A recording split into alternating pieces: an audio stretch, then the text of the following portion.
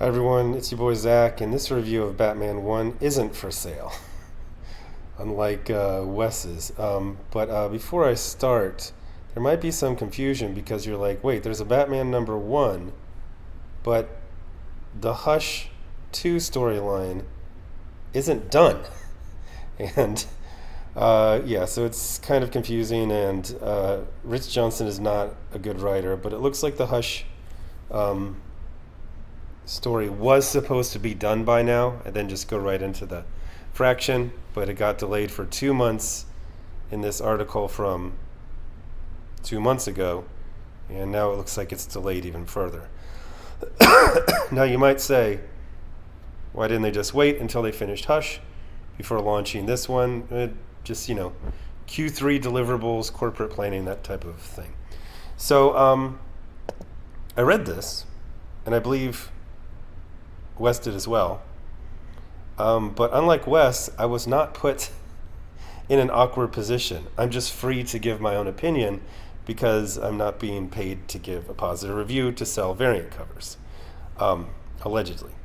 But anyway, so this book is okay. In fact, it's the okayest of the okay, in that you have a really great artist, some beginnings of subplots, but not a lot of payoff, and just a feeling of things are kind of a little bit off.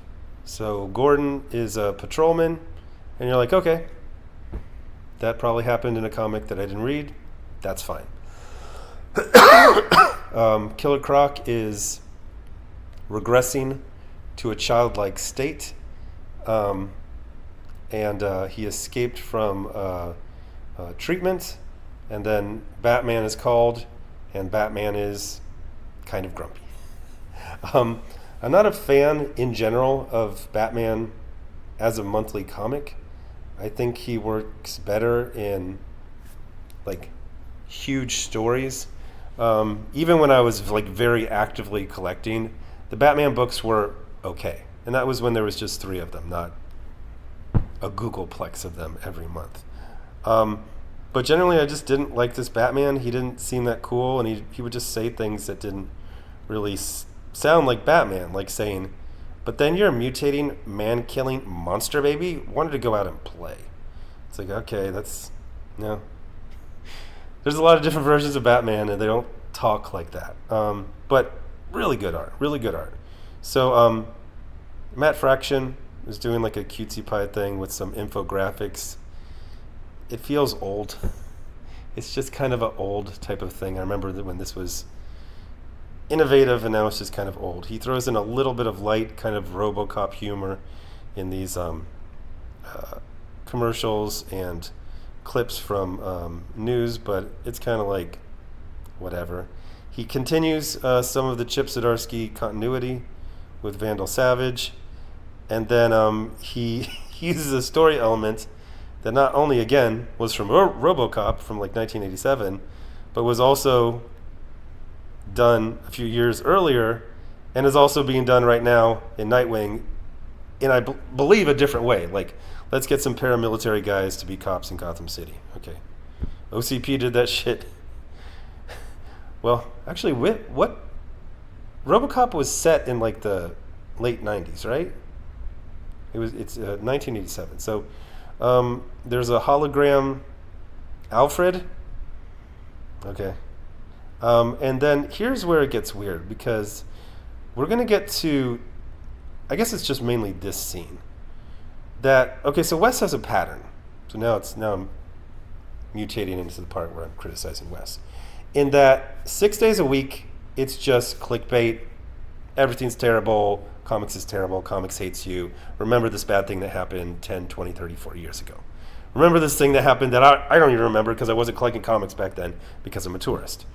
This scene right here literally has cross-dressing incels,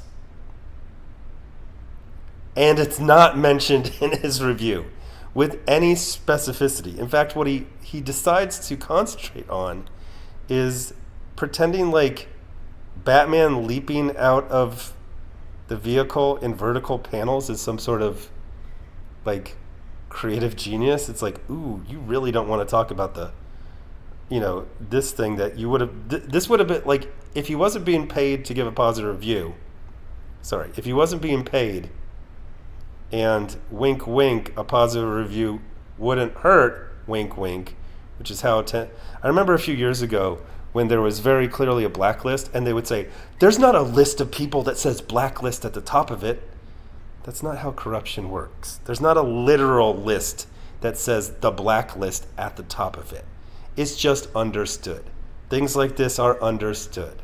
It's understood if you sponsor someone and you have a bunch of variant covers that you spend a lot of money on, give a positive review.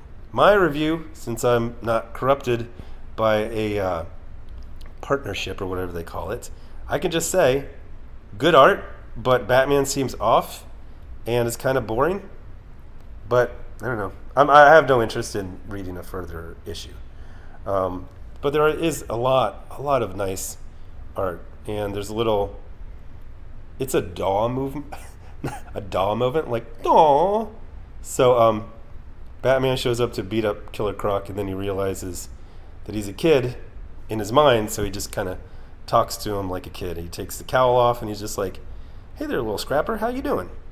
And that's it.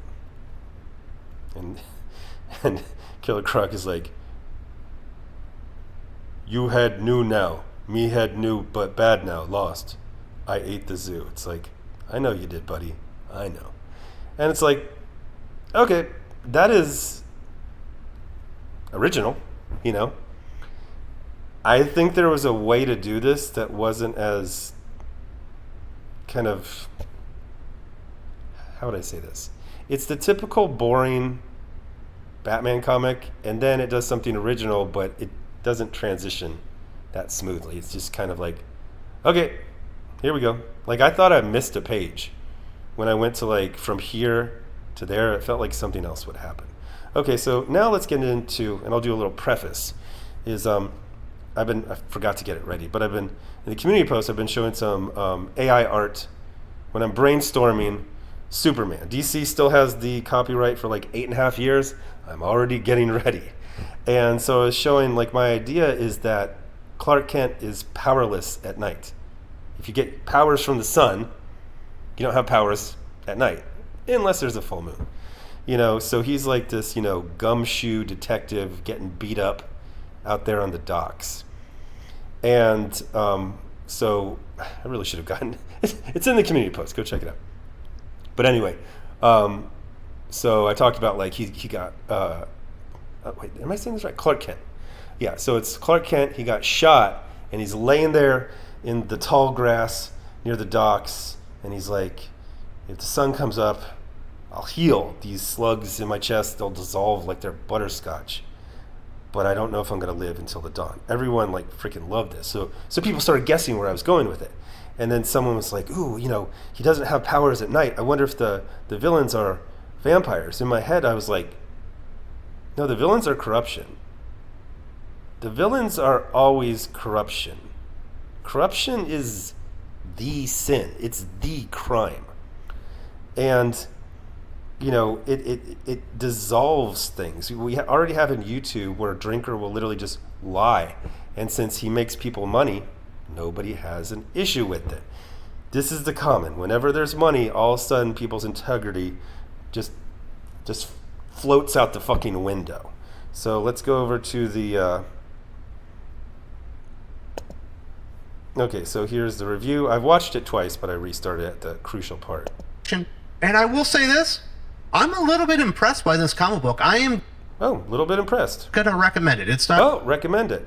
A huge recommend. Okay, not a huge recommend. What the fuck does that mean? Are you recommending it or are you not recommending it? So you're barely recommending it. So anyway, my point is, if you watch this, and I watched it twice, he starts off and he's kind of positive. It's like, oh, and it's like, he has this dopey thumbnail. It's like, surprise, Batman is good. And then the title is Batman #1 review. Did DC finally get it right? ? Because you can't just say something's good. His shithead middle-aged Republican audience wants to hear everything is bad all the time. So he's developed a pattern. Sunday through Friday, clickbait about how the industry is now and always was terrible, except for the 1990s when he wasn't even collecting. Then on Saturday, review actually comics he read and admit that like half a dozen of them are good every week, most of them from DC. So a Wednesday review that's positive is strange, except for, well, let's go continue on. But there are some things about this that I really, really enjoyed. There are a couple of other things that I probably wouldn't have done if I were in Matt Fraction's shoes, but it's a solid start. And I think if you're a Batman fan, you should probably be pretty excited. I think there are some things that are going well, at least. Okay. The text, the things he's saying don't match his face. The face is not of excitement. The face is not things are good. The face is probably the face that anyone would have after they read it, where you go like, it was okay. Actually, it wasn't that great.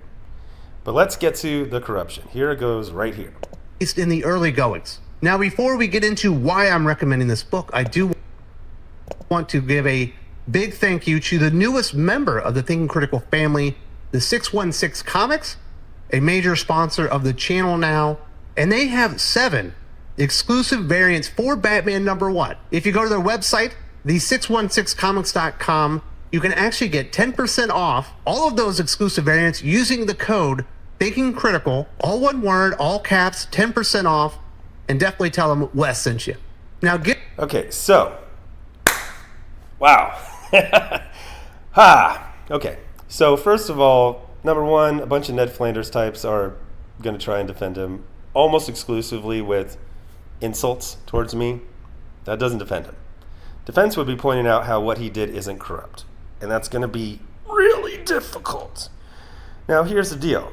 They're going to play a lot of games. They're like, well, good golly gosh. He just likes something. What's wrong with that? You can recommend a book. You can have a sponsor. You can't do both. You can't say, hey, good golly Jiminy Crickets, I just got a new sponsor. Also, good golly Jiminy Crickets again. They have a bunch of extremely overpriced variant covers. And now I'm going to recommend this book even though nothing in my review actually recommends it. And in any other case, this would be a negative review. But I'm going to dick dance around that reality because I want to get that whatever chump change he gets of the, well, first of all, it's 10% off. So they're selling it for less, and then they got to kick back some money to him for promoting this barely okay comic. Yeah, it's bullshit. It's absolutely corrupt. You can do any one of the things he did separately. You can read a review. You can give it a positive or a negative review. You can promote a new business partner. You can promote their variants of the okayest book of the year. But you can't read it, give a, let's say, statistically improbable positive review when your established pattern of behavior is 6 days a week, everything's terrible, everything's woke, everything lost $100 million, on and on down the line. Saturday, oh shit, 6 good books came out. It's so funny because 6 good books come out, but there's 6 days before you say that where you could just review each one individually. Fine, whatever, you don't have to do that. But I'm just saying, and I can hear the Ned Flanders, ooh, they're typing, ooh, I'm so angry. This is corrupt. Him being your buddy makes it corrupt. You not liking me doesn't make it not corrupt. It's fucking corrupt. It would be corrupt if anyone did it. You can change the things. You can make it a rebooted Superman. It can be a Superman one. And it can be Midtown Comics. It's always corrupt if you do it like this. This is how the phone call goes. Hey, we'd like to sponsor your channel. We like it a lot. Great. Hey, we've got these variant covers for Batman 1. We'd like you to promote them. Also, not a problem. Hey, we'd like you to do it in your review of Batman 1, which is clearly a negative review from your facial expressions, from the way you describe it, from the things you decide to not describe. This scene right here where the freaking cross-dress incels attack the women, this would have been a 6-hour live stream, exclusive Patreon, look, it's like, smile girl. Oh, yeah, remember from Captain Marvel when they did that. Yeah, they're cross-dressing incels. Yeah, nothing. Feels like you'd run with this at any other. Okay, yeah, because this is the thing you would usually use to rile up your audience, but you need to ignore it because you're being paid to promote variant covers. Not very good variant covers, by the way. It's just like a face. Okay, a face without the logo. Just the logo. Face with no background. Actually, those suck. Variant set of 4, limited 1,000. $90. I love when they do this bit where they're like, oh, you're saving $40. Shut the fuck up. But anyway, yeah, you can promote a company. You can promote variants. You can't promote variants in a review. Those things need to be 100% separated, just like your mashed potatoes from your peas when you were getting dinner when you were a kid. You don't want them to touch together. It's yucky. You especially can't give, by your expression on your face, clearly did not like this comic. You describe a comic you don't like. You describe the reasons you don't like this comic. Then you give it a barely positive review because you are promoting something where you are getting kickbacks. This is, say it together, conflict of interest. This is actually a great example of a conflict of interest. This is, if you want to put this in the manual of explaining what that term means, this is a perfect, you cannot give a negative review, which you call a positive review, because you have a code, thinking critical, all caps as he says. There it is, code thinking critical. You can save 10% off a book that Wes clearly did not enjoy reading.